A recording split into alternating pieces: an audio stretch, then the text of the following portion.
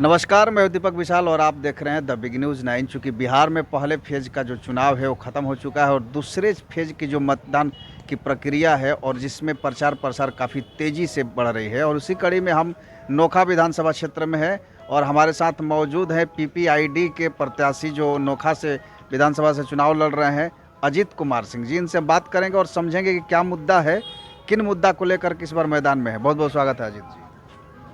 मैं Ajit Kumar Singh People's Party of India Democratic के नोखा विधानसभा के प्रत्याशी हूं। पूर्व में 2024 में भी हम काराकाट लोकसभा क्षेत्र से चुनाव लड़ चुके हैं और चुनाव लड़े तो छः विधानसभा है काराकाट लोकसभा में, 3 गो इस पार है 3 गो उस पार। 6 विधानसभा का हमने दौरा किया तो मैंने पाया कि जो बड़े बड़े शहर है डेहरी, सासाराम, विक्रमगंज, औरंगाबाद, वहाँ स्वास्थ्य और शिक्षा, शौचालय के व्यवस्था है, लेकिन हम लोग के जो प्रखंड मुख्यालय है नोखा, राजपुर, नासरीगंज जो नोखा विधानसभा में आता है, वहाँ शौचालय के व्यवस्था नहीं है और क्षेत्रीय बाज़ार पर भी शौचालय और प्राथमिक स्वास्थ्य केंद्र का व्यवस्था नहीं है, जिससे हमारे गांव जवार के हज़ारों महिलाएं, बच्चा और जेंट्स भी जाते हैं बाज़ार करने। बीच बाज़ार में कि शौच बाथरूम लगता है, उन्हें काफ़ी परेशानी झेलना पड़ता है। मैंने इस निर्णय को लिया, जब मैं चुनाव लड़ूंगा तो उत्तम शिक्षा, उत्तम स्वास्थ्य, सुलभ शौचालय की व्यवस्था प्रखंड मुख्यालय और क्षेत्रीय बाज़ार पर हम करेंगे। चूँकि अभी जिस तरह से नोखा विधानसभा क्षेत्र को कृषि के रूप में देखा जाता है, यहाँ किसान लोग ही सबसे ज़्यादा हैं और यहाँ के जो मुख्य रूप से रोजी रोटी का साधन है वो किसानी है, खेती। तो ऐसे में अब किसानों के लिए क्या सोचते हैं? किसानों के लिए जो खाद जो उचित मूल्य पर नहीं मिल रहा है, खाद का काला बाजारी हो रहा है, किसानों का धान का क्रय जो है बिचौलिया की तरह माध्यम से बिक रहा है। पौने मतलब हक जितना दाम सरकार तय करती है उतना रेट किसान को नहीं मिलता है। अगर हम जीतेंगे तो इसके लिए किसानों को हक दिलाने का प्रयास करेंगे, उसका समुचित मूल्य मिले और खाद और बीज का मूल्य जो है उसमें भारत सरकार सब्सिडी हटा दिया है।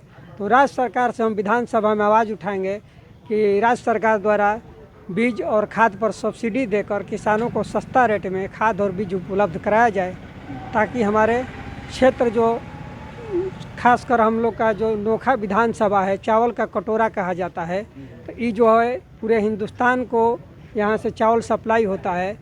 तो ये चीज़ बरकरार रहे कि हमारे किसान जो है किसानी छोड़कर भागने पर मजबूर ना हों और खेती बाड़ी में लगे रहें। नहीं तो लोगों का पलायन हो रहा है धीरे धीरे। एक दिन ऐसा स्थिति आएगा कि खेत में काम करने वाले मजदूर नहीं मिलेंगे, ट्रैक्टर चलाने वाले ड्राइवर नहीं मिलेंगे और खेती बहुत सारा समय से नहीं हो पाएगा, तो उपज कम हो जाएगी, तो हमारे देश में खाद्यान्न की कमी होने लगेगा। चूँकि जिला मुख्यालय रोहतास जिला मुख्यालय से सटा हुआ ये विधानसभा क्षेत्र माना जाता है, लेकिन स्वास्थ्य संबंधी चीज़ों को लेकर के आज भी लोगों को बहुत परेशानी का सामना करना पड़ता है। यहाँ से या तो सासाराम लेके जाओ सदर अस्पताल या बड़े अस्पताल सासाराम में। नोखा विधानसभा क्षेत्र में जो क्षेत्र आता है नासरीगंज, नोखा और तमाम जो छोटे छोटे बाज़ार हैं, यहाँ पर इस तरह की सुविधाएं नहीं, इसके लिए क्या कहें? हमारे तो मिशन में है, मैनिफेस्टो में है, जो हम आपको पहले बताए कि उत्तम शिक्षा, उत्तम स्वास्थ्य, सुलभ शौचालय।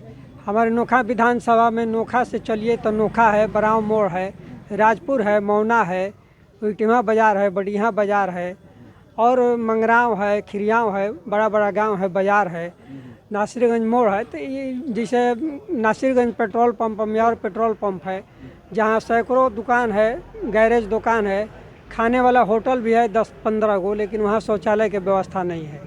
हमारे किसान बड़ ट्रैक्टर बनवाने जाते हैं और दिन भर काम कराते हैं, अगर शौच बाथरूम अगर उनको करना है तो होटल वाला भी इंतज़ाम नहीं कर पाता है, बहुत उनको परेशानी झेलना पड़ता है। अगर हम प्रत्याशी के रूप में खड़ा हैं, अगर यहाँ के लोग हमें जिताएंगे तो ये सारी समस्या साल भर के अंदर हम दूर कर देंगे। जो स्वास्थ्य और शिक्षा और शौचालय से जुड़ा हुआ मामला है, साल भर के अंदर इसको हम दुरुस्त कर देंगे। एक और सबसे अहम मुद्दा हो जाता है, चूँकि पीपीआईडी सरकार में अभी नहीं है, या फिर इनके प्रतिनिधित्व तो नहीं करने वाले लोग हैं। अगर जनता आप पे भरोसा करती है तो क्या आप इस बात का वादा करेंगे कि जो भी आपने वादा किया है इसको आप निभाएंगे पूरी तरह से? अवश्य। अगर सरकार किसी का भी हो, अगर हम इन मुद्दा को अपने लोगों के क्षेत्र के विकास के लिए अगर विधानसभा में सवाल उठाएंगे, धरना प्रदर्शन करेंगे, भूख हड़ताल करेंगे, तो मेरी बात सुना जाएगा। ऐसा नहीं है कि नहीं सुना जाएगा, और मेरी बात सुना जाएगा। और अपने जो विधायक का भी फंड इतना है कि ये सब जो व्यवस्था है, शौचालय का व्यवस्था, प्राथमिक स्वास्थ्य केंद्र का व्यवस्था, ये विधायक के बस का चीज़ है। ये जो है बहुत बड़ा काम नहीं है, ये हम लोग अपने स्तर से भी करा सकते हैं। ज़रूरत पड़ेगा तो हम अपने वेतन को भी जनता के लिए अनुदान कर सकते हैं। हम इतना भी त्याग करने के लिए तैयार हैं। हमें कोई अरबपति खरबपति बनने के लालसा नहीं है। हम 2024 में चुनाव लड़े हैं, हमने 6 विधानसभा का दौरा किया, तो हमने पाया कि आज़ादी के 75 साल बाद भी हमारे जो क्षेत्रीय जनता है, प्रखंड मुख्यालय और क्षेत्रीय बाजार के लोग इस सुविधा से वंचित हैं। तो इस मुद्दा के लेकर हम चुनाव लड़ रहे हैं। उत्तम शिक्षा, उत्तम स्वास्थ्य और सुलभ शौचालय, और किसान के बीच खाद का जो सस्ते दर पर उपलब्ध कराना, खाद का कालाबाजारी को रोकना, किसानों के धान का क्रय मूल्य जो है, विक्रय मूल्य मतलब उचित दाम उचित समय पर मिलना, ये हमारे मैनिफेस्टो में है।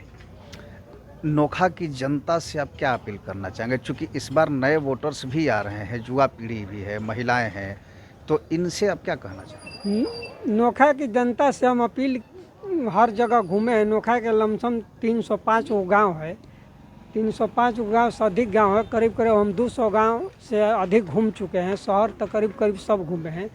तो हमने कहा है कि भाई जब हम जीतेंगे तो सबसे पहला प्राथमिकता है कि जो 75 साल में प्रखंड स्तर पर, क्षेत्रीय बाजार पर शौचालय की व्यवस्था नहीं है, और प्रखंड स्तर पर हॉस्पिटल है लेकिन क्षेत्रीय बाजार पर प्राथमिक स्वास्थ्य केंद्र नहीं है। जैसे बढ़िया है, इटिम्हा है, मौना है, यहाँ सब प्राथमिक स्वास्थ्य केंद्र नहीं है।